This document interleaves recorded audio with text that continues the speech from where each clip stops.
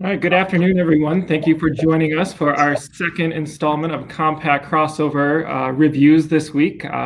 We wish we could have been doing some of the stuff live at the Chicago Auto Show this year, but for right now, this will have to do. We remain hopeful for a show this year, later this summer, so stay tuned for more information on the Chicago Auto Show. But for right now, we are joined by Robin Morio. She is the Senior Manager of Product Planning with Nissan. And today we're going to talk about the 2021 Nissan Rogue.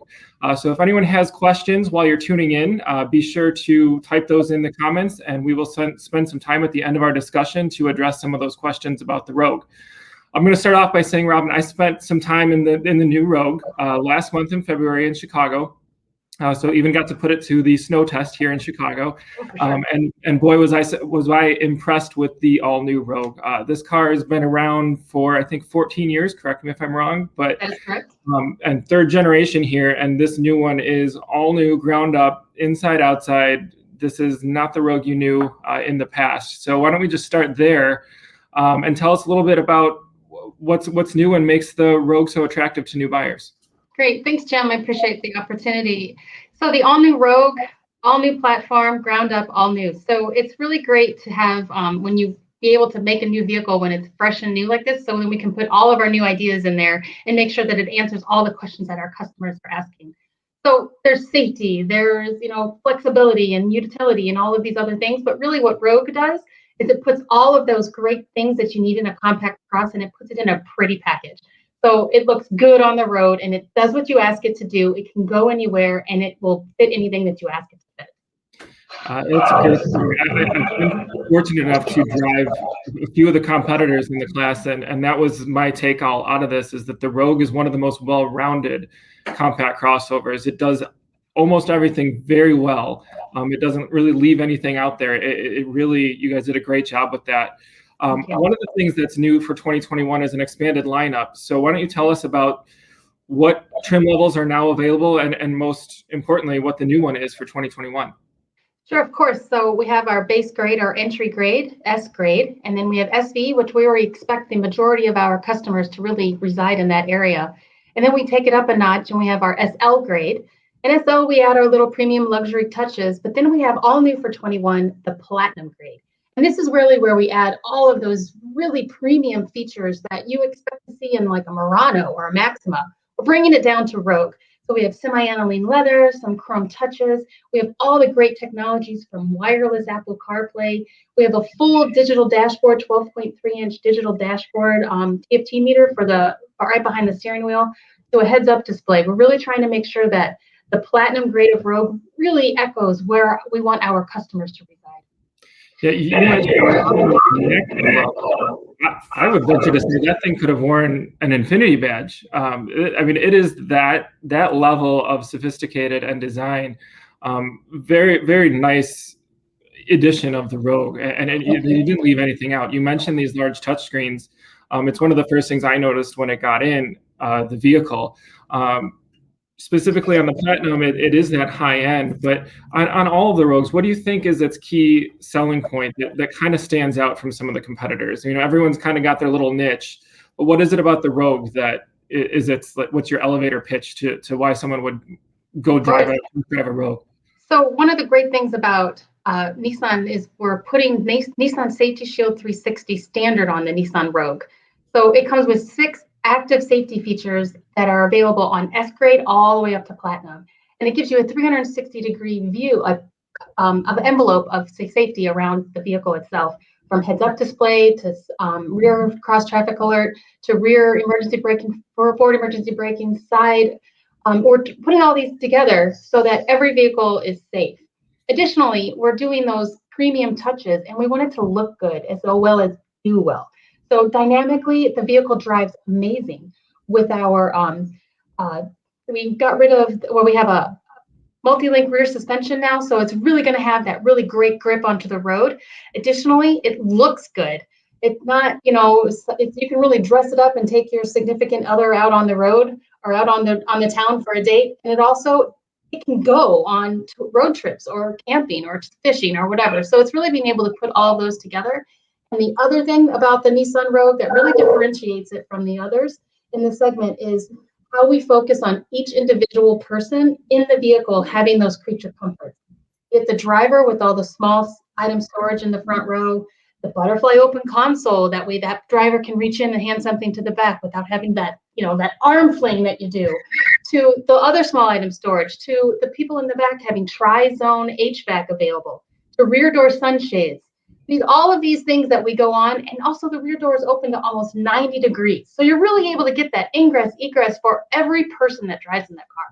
I'm glad you brought up the rear passenger seating. I've got 3 kids at home, and I get to take home different cars to drive. And when we opened the doors in the Rogue, and as far as they opened, it was so easy to get the car seat in, to pop that in, get that secure, and for the kids to climb in and out as we're going into backs to school and doing the drop-off lane. You don't think about something like the door openings as being that important, but when you're actually in cars and driving them back to back, that 90-degree door opening was fabulous. Just such a great feature. And then the heated seats in the back too, on the Platinum Edition. So yes, always really taking care of everyone in the car. Another thing I want to touch on is fuel economy. EVs, hybrids are all the rage right now. Everything's kind of going that direction. Rogue only offers the one powertrain right now, but talk to us a little bit about that powertrain and what fuel economy you're getting from that. Sure. It is actually it's a updated engine from our previous generation Rogue. It is a 2.5 liter 4-cylinder naturally aspirated engine. We get 29 miles per gallon on our SV grade all-wheel drive combined. And yes, you're right. Fuel economy is important for the segment. So we are constantly looking at what our competition is doing, and we are actively pursuing technologies and powertrain options in the future. Speaking of driving, talk a little bit about the drive modes that are offered in the Rogue. I had it during February. So as I mentioned at the top of this, we had some of our most significant snow, and the Rogue charged right through it with no problems. I flipped it into snow mode, but that's not the only mode that's available. Talk to us a little bit about those modes and when and how they kind of alternate into those modes. Of course. So a 2-wheel drive Rogue, you're going to get your different drive modes. You're going to have normal, sport, and eco. And really what that's doing is changing some of the powertrain dynamics to make sure you're getting the quicker acceleration that you ask for in sport, or you're more resistant in eco mode in order to maintain or to have a higher fuel economy. And then in all-wheel drive, we actually have 2 terrain modes that we're adding. One is mud rut, and then one is snow. And what we're doing there is we're changing the traction control, making it less aggressive on those slippery surfaces. So it allows the all-wheel drive system to have a little bit more slippage before it engages. And then also the VDC and whatnot. We're changing all of that, all of those mechanisms in order to be able to give you a really confident drive.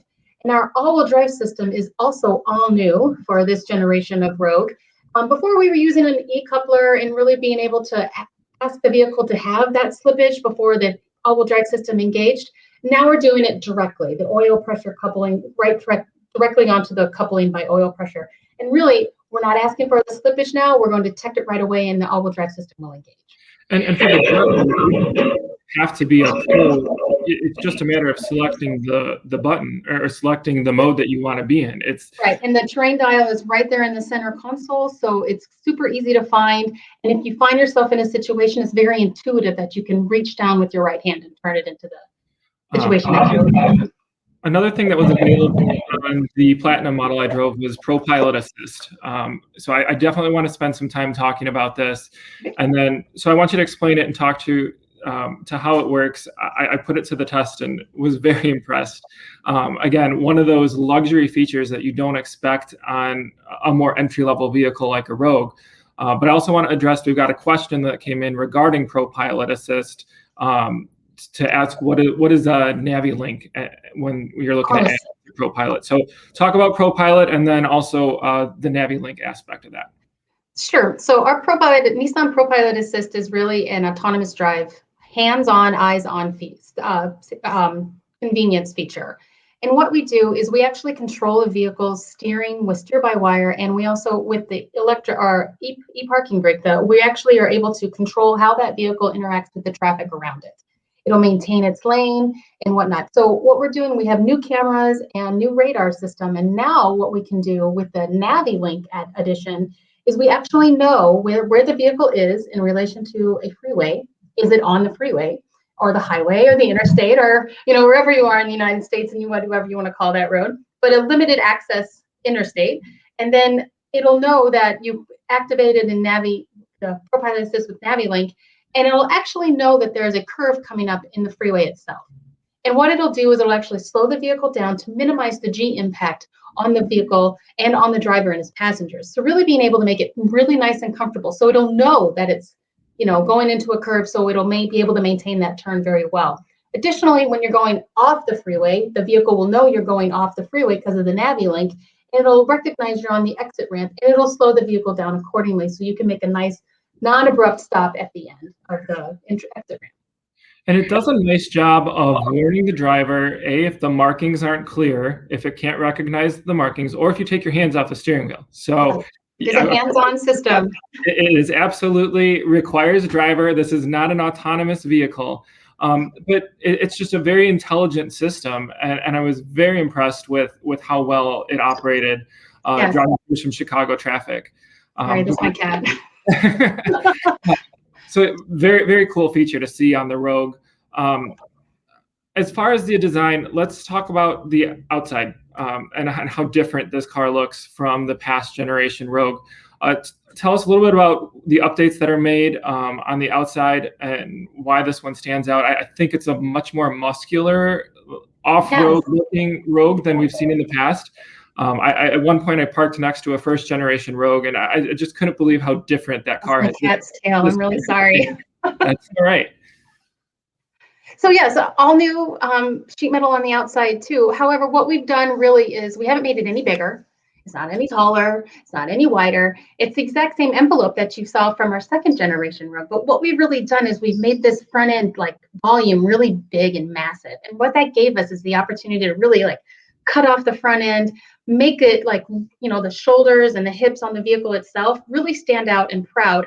And it gives it that muscular feel. And by having all that little bit more mass on the, how it actually interacts with the road, it actually kind of grips the road a little bit better as well.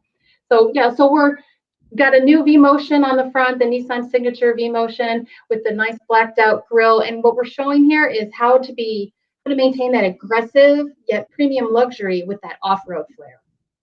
Yeah, it's like the little SUV that spent the year of the pandemic at the gym and came out this muscular little crossover. It looks really good. Also, what my joke of the COVID is that Rogue lost 100 pounds during the pandemic. Did you? Exactly.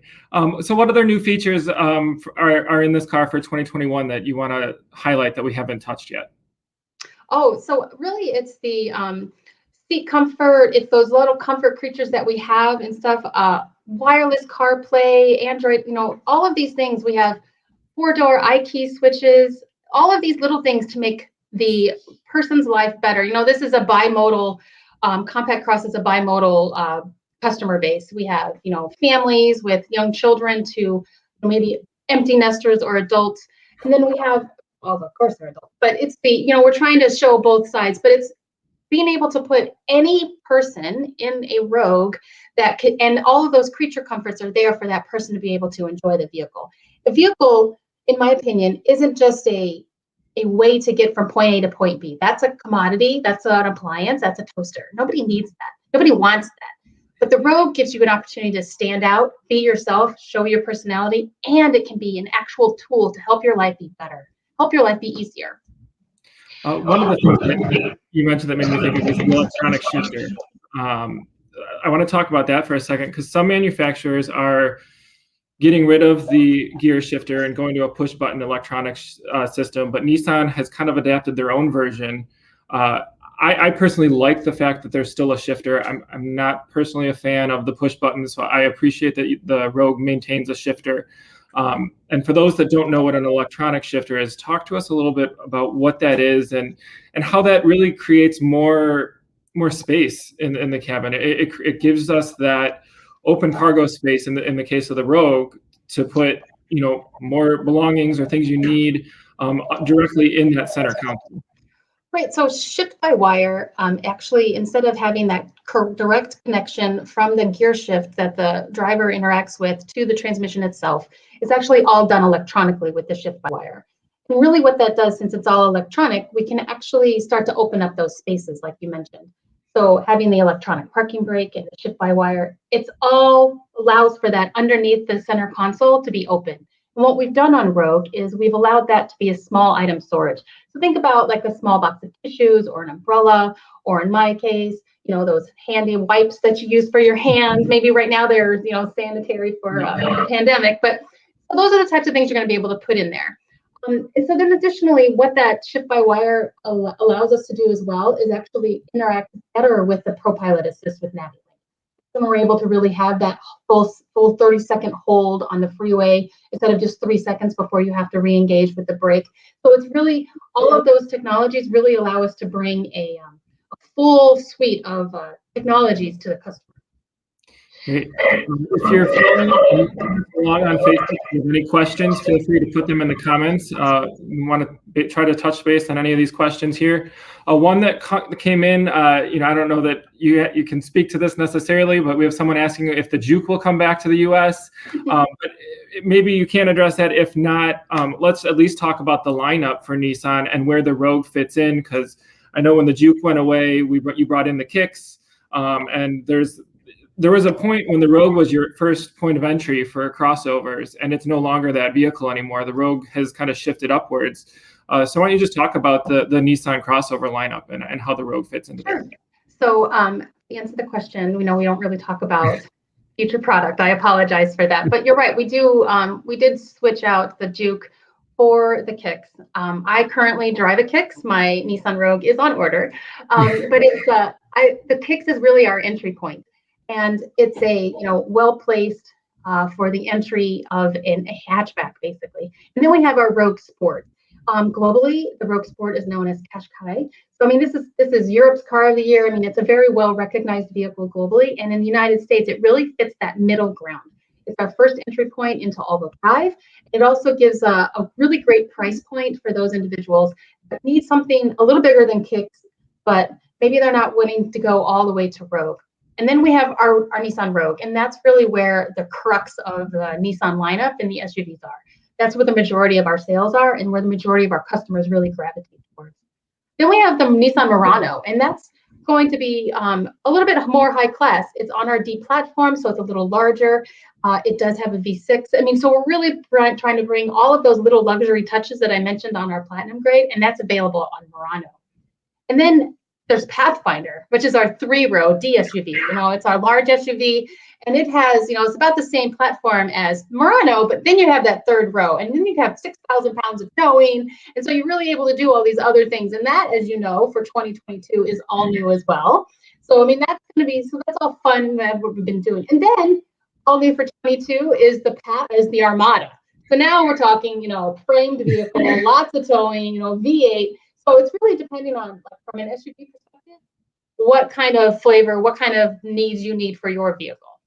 Yeah, you guys are doing an amazing job with your overhauls and some of these new vehicles coming out. Well, the next one we'll have to do the Pathfinder. Looks like we got another question here. As someone that works directly for Nissan, old or new, which Nissan has a soft spot for you in your heart, and why? Oh, well, I've been working, and I will answer this one too, because I'm a car guy, but I'll defer to you too. Okay, so this is going to sound, well, obviously the Nissan Rogue, the 21, because I've been working on it since it started, and Oliver here, my cat. But this is going to sound really strange, but my absolute favorite Nissan is the NV200 cargo van. And the reason why is it has all of those little things that you wouldn't expect in a cargo van. And like you can put a pallet, you can put a pallet right in there with the forklift. It's just little things like that, those little touches that you really can't describe to others. But that's, I know, NV200. That's all right. I'm going to answer that on my end. I'm going to go back in time a little bit and go to the Xterra. I'm kind of into the off-roading thing, and the Xterra, I always liked that car. I think it's such a cool SUV. And I'll continue to hold out hope that we see an iteration of that in some form or fashion in the future. I know we don't know that, but going back to the Rogue, let's wrap it up. If there's no more questions, with one final question from me, like, is now a good time to buy a new Nissan and Rogue? Like, what incentives do you guys currently have out there? Yeah, we have many good finance, lease, cash offers on the table right now. I do highly suggest you go to your Nissan dealer and ask around. It's always a good time to buy.